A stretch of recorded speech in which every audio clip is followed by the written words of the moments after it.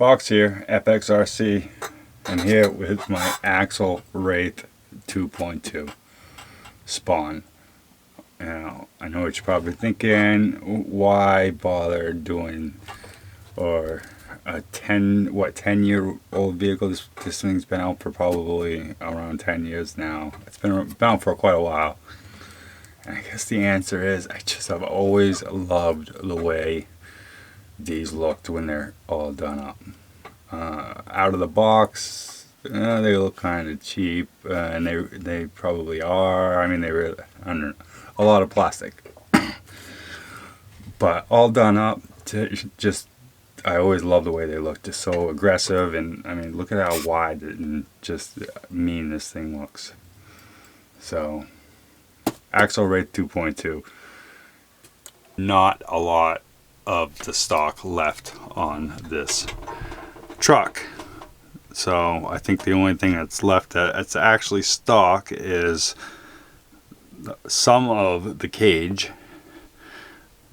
which is like the right and left half of the cage and the roof, and maybe some of the hood, I think, maybe, or under the hood, but and even not all the cage, because as you can see, I do have some aluminum bracing, which I believe it's by Integy, just to kind of stiffen it up a little bit. I think there's a couple go across the back, and then there's a couple that go across the front. So besides the cage, the battery box or battery tray, and then the radio box, and then the tires. That's about it. Actually, I do still have the stock locked differentials, but I have the Axial HD locked beveled gears, whatever, and I just have not yet to put them in. The ones that are there are performing adequate, and I just wanted to give them a chance before I just went and put the new ones in. So, because I mean, with a lot of this stuff, you end up taking it out and it all just kind of goes into a box, and you don't end up using it. So, but it definitely came out amazing. And she is a performer. She is it just really, really well at a lot of things. Not amazing at any particular thing. Because this is not going to be my go-to vehicle if I want to go rock climbing, or, really anything. I suppose you could find a better version specifically for that. But this thing is amazing at everything, or just really good at everything. So it's just a really good all-around vehicle, and one that you just kind of want to take something, go trail hiking up a mountain, which is actually what I did with it for its maiden voyage. And you don't want a lot of fuss. You don't want to, you just kind of want to walk along. And this with the big 2.2 tires and that wide stance, it just has no problem going along the trail. So with very little assistance, anyway. So, and obviously I definitely took it one step further and gave it rear steering. So, because like I said, I like to try to take the vehicles to the somewhat extreme, I guess, or as far as I can anyway. So, I definitely do not suggest buying an R2R, because I don't believe you can get a Wraith in a kit version and then going ahead and trying to make this, because it's just not worth it. There's whatever it is, maybe $299 or $269, or I don't know what the ready to run version is worth. By the time it's all done, you're just not using enough of it to make it worth it, and you can probably just go get everything I have left in this for probably about $50. So, but anyway, to the vehicle itself, and And I'm gonna start with the outside. You can see I got some aluminum panels by Luxury Radio Control. I think it's just a eBay name thing. I think I found it on eBay. I like the way it looked. Simple black. I like simple black. I'm not a bit really flashy kind of.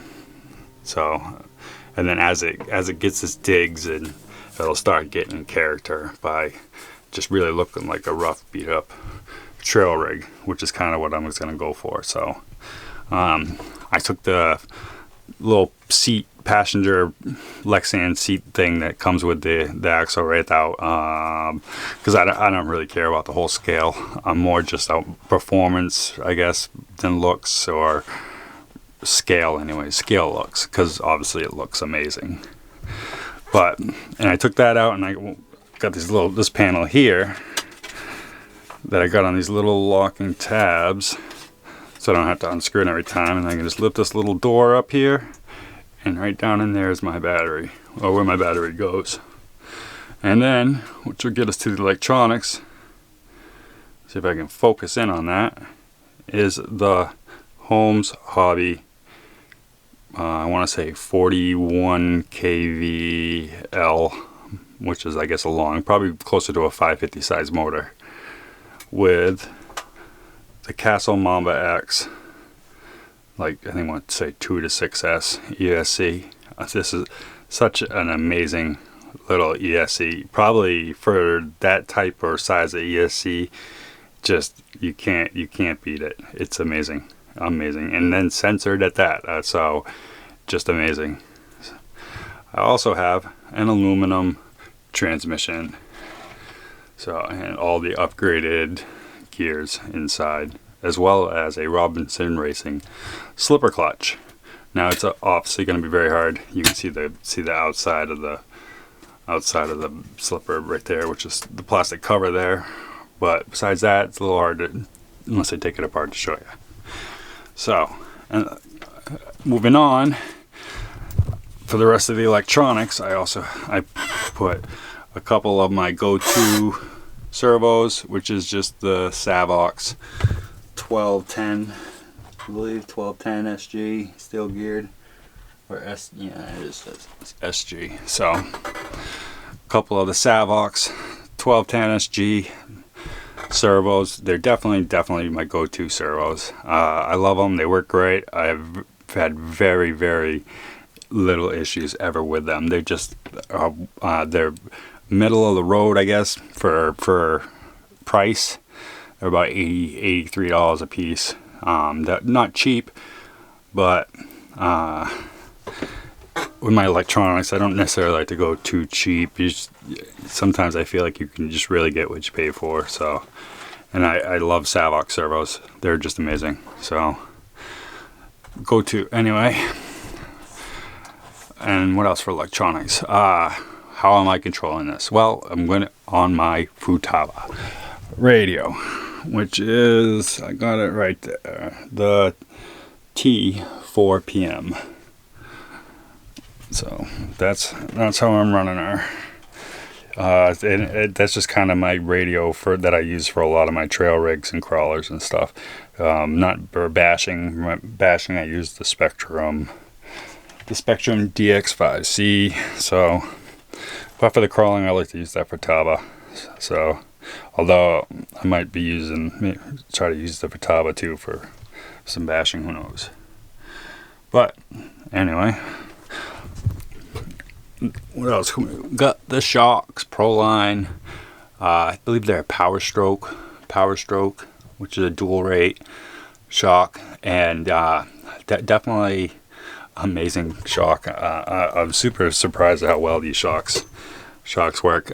You add a lot of weight to this vehicle. I mean, I got all this aluminum paneling, and you added a lot of weight. So you need a shock that's going to hold it up. And I believe at first I initially tried a more scale looking shock, which might have been like the Proline, another Proline shock, but it just wasn't enough to hold it up. And whereas these ones definitely are. And dual rate, And then I also have the whole adjustable spring set, so it comes with a bunch of springs. You can really tune this in. So, and they work very, very well. It's a little stiff. I think I definitely gotta put some softer springs in there and get it. It's still a little too stiff, but it's nice to have the capability of really tuning it in with the extra springs. So, like them. Let's see what else we got. The aluminum beadlock wheels, and they're nice. I didn't go with Vanquish, or I want to say these are actually GDS shocks, GDS beadlock wheels, and you know, they're really well. They hold their bead. They're slightly cheaper than some of the other ones. I can't remember exactly what they cost, but it was enough, significantly enough cheaper than the Vanquish wheels, so, which are very expensive. They're amazing, but they're very expensive. So sometimes, I mean, you want to get quality, but you don't want to spend too much. So it's nice to try other things. And these seem to be working out great. Now the actual hub that comes in, the 12 mm hub that comes with the actual beadlocks, weren't like a good enough offset or a wide enough offset, and I did have to purchase those also, but they were cheap. They really weren't that much money. So just to get the stance that was closer to what it was in stock form. So, and they look nice, perform well, so I'm happy. Let's see, moving on. What else? Front and rear sway bars. So, and because this is a kind of a trail rig, and it's top heavy, and these sway bars are nice. These hot racing ones are good. I mean, it's a good price. For there's some crazy expensive ones out there, or not crazy expensive, but expensive enough, and these were reasonable. The only issue I had with them is the bar, which it does come with different size, thickness bars that go across here. But because it was kind of flattened out, I guess, on one side, so that the lock nut kind of pushes up against it. But the problem I was having when I went down the trail, it was either somehow it would loosen up or whatever, and it would just slide off, and then this would just hang down, and then I would end up losing these little spacers that are right here, little aluminum spacers, which I guess is not too big of a deal. It's an easy fix. You can put it back on and just kind of lock nut back down. But what I did was I actually just kind of ground down a little divot into it so that the lock nut actually went into it, and it's unable to come side to side, and it seemed to work out great. So a little Loctite and you're good to go. Let's see, what else? Oh, I guess the really beautiful part of this, the underneath. And we got, there we go. Look at that. Yeah, I just love these vehicles. I mean, it's just a work of art, you know, and especially when you get them up to a certain level of just upgrade and aluminum and shininess and just beautifulness. It just becomes such a work of art. And even after it's all, I mean, look at it's all scuffed up. This is one trip. We got that scratched up. This thing was absolutely beautiful before I took it out. It's such a nice looking truck. So got Vanquish aluminum front and rear axles, as well as I don't think they're called universals in there. I think they're called CVDs, I think, or something, but it's Vanquish anyway, so they're nice. They do the trick. Let's see what else. It's an Integy skid plate here, just kind of protect that a little bit as much as I can. So I believe these are Vanquish stainless steel here. So of course the MIP drive shafts. So MIP is just they're tried and true. It's definitely the absolute best that you can get for this application. as far as, you know, as far as your drive shaft. So MIP all the way. That's not to say that I don't try other names, because sometimes the MIP is definitely probably one of the most expensive routes you can go, and there is some cheaper ones that are just, they're okay. It's still pretty good. I think I have a cheaper version on my TRX4, but anyway, moving on. So there's also the stainless steel Vanquish links. I want to say that's about it, at least for the main upgrades. Oh yeah, look at that Inch G front bumper. Beautiful. Absolutely beautiful. So I guess that's about it. Of course, the obvious hot racing skid plate. I don't know why I didn't point that out. It was right there in my face. So the hot racing skid plate, it's got these little bearings here, these little roller bearings, which actually, to get that big motor inside there, it hits kind of on the edge of the skid plate, and even on the stock one it would still hit, and you have to actually, to get a 550 size motor, you got to grind some of this skid plate out on the inside so it fit. But instead of that, I just put a couple spacers underneath the 4 screw holes of the actual transmission, so it just kind of lift up that transmission a few millimeters, just enough to get it to clear.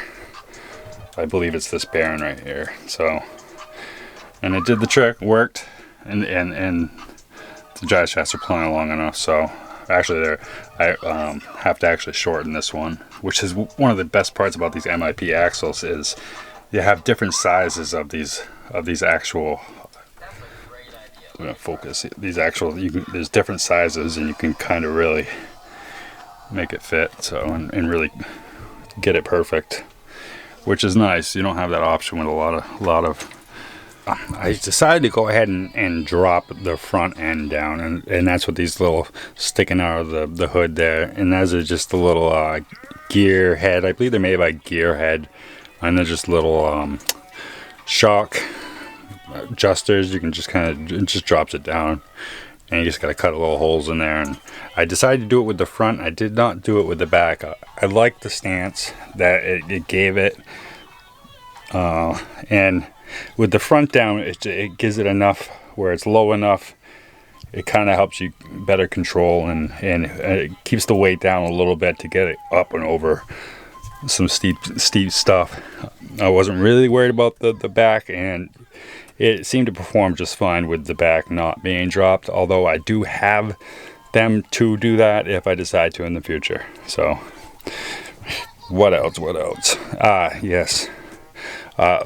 One of my all-time favorite things to do for these is foams. For these stock foams that come in, and these are very, very just bottom of the barrel, I guess you could say, just not that great. So Crawler Innovation foams, and I want to believe, I think these are the Deuces Wild Crawler Innovation foams, I believe, but these are just it's just night and day from stock.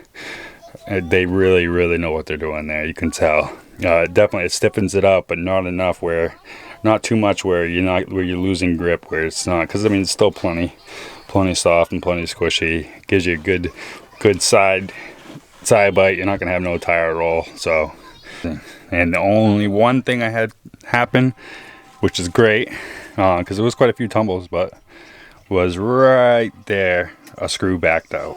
So but you see the screw's still there, and here it's not. So that was it. Screw backed out. This thing's on here so tight, and there's another screw on the other side that it's really probably not going to go anywhere anyway, but easy fix. So super happy with that. Super happy with this truck. So I'm looking forward to getting it out on some more trails.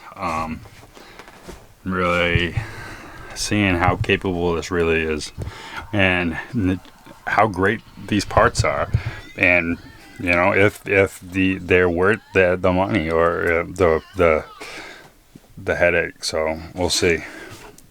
we'll see if they stand the test of time and abuse. I will let you know. So thanks for watching. This is Fox FXRC. Bye guys. Fox here, FXRC, and we are here at Belknap Mountain. I don't know how well you can see. It was kind of the jumping off part. I'm here with my good friend Axial Wraith 2.2, and we are about to do a maiden voyage. It's a pretty easy mountain. It's only about 30 minutes.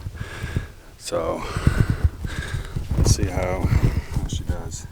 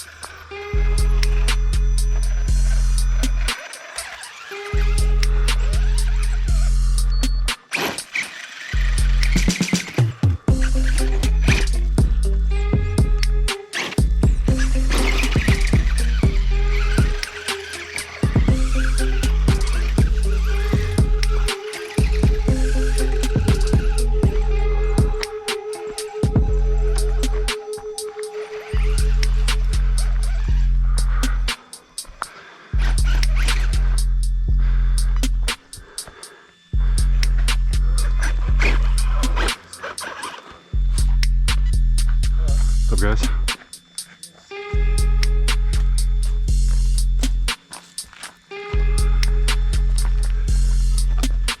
That's a good idea. Awesome. Yeah, it'll make it to the top and down. Nice RC. Yeah.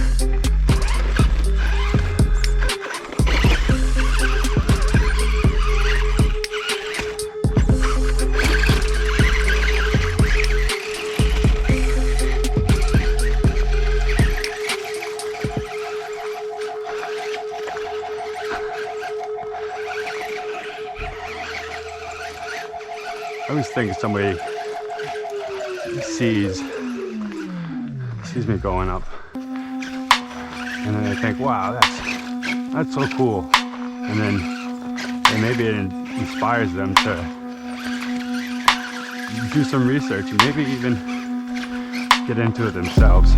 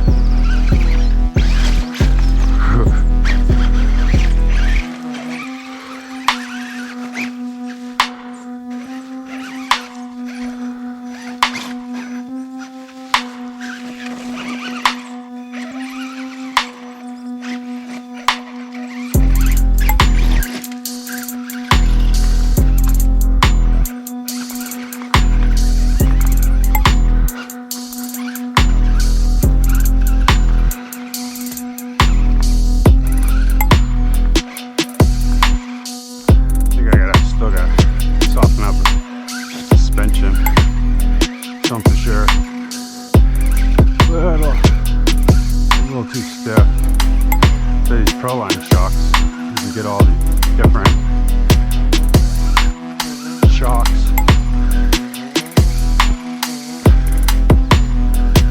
You can really tune it in. Plus they're dual rate shocks, so it's a lot of options for shocks.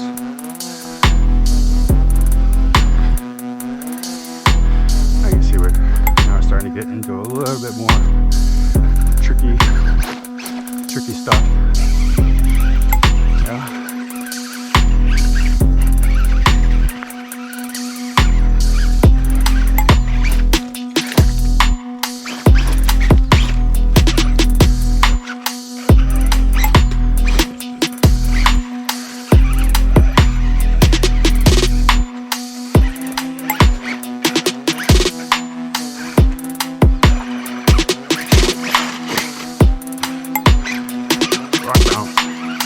Bouncer.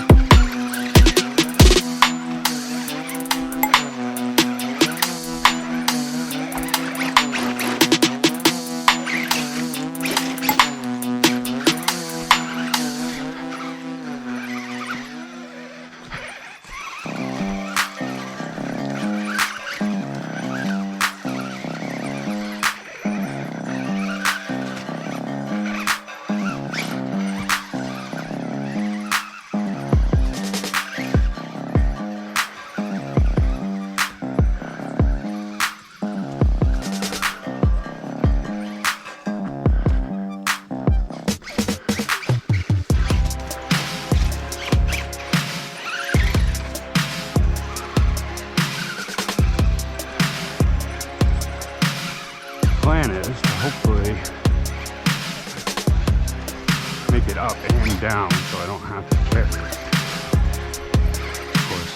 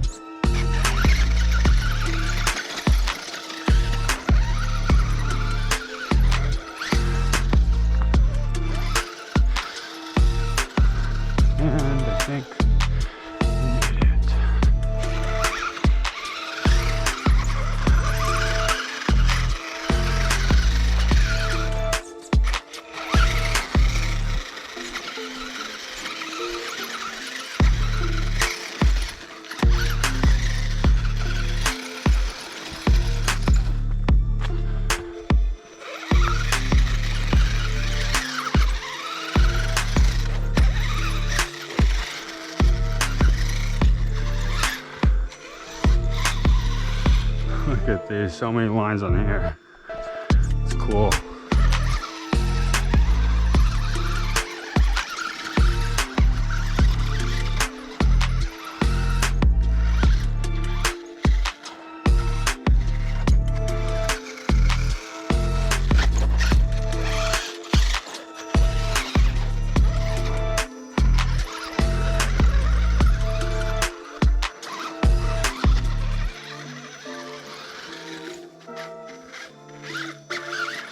Into the blueberry bushes.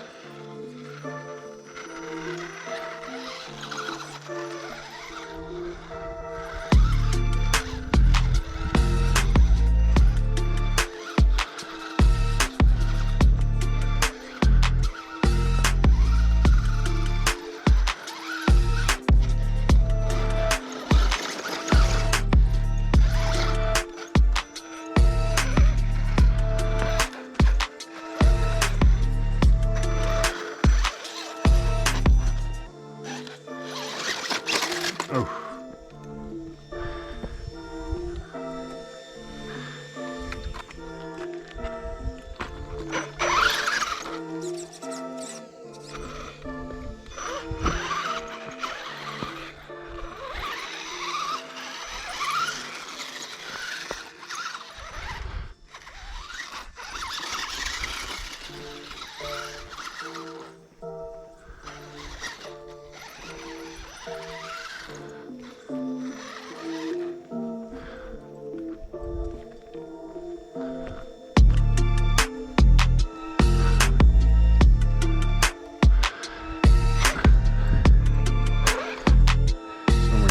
Here.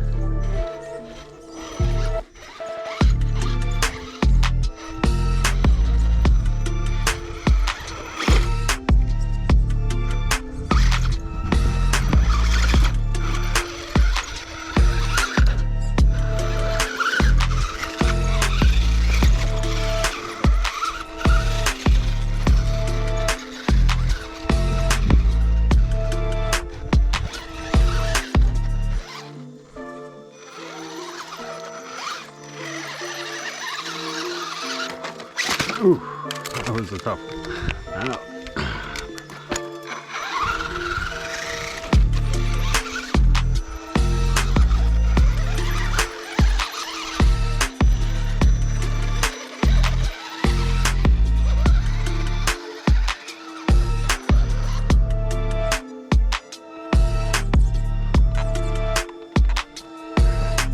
The battery just died. I made it all the way to the top. Good job.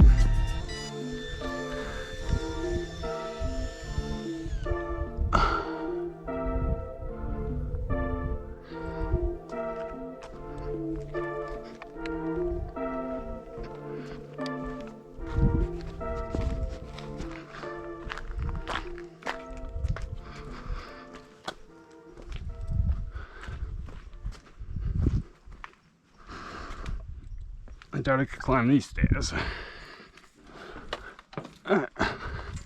We're still nowhere near the above the tree line stage. So in order to just actually get a good idea of how high up you are, you have to come up here.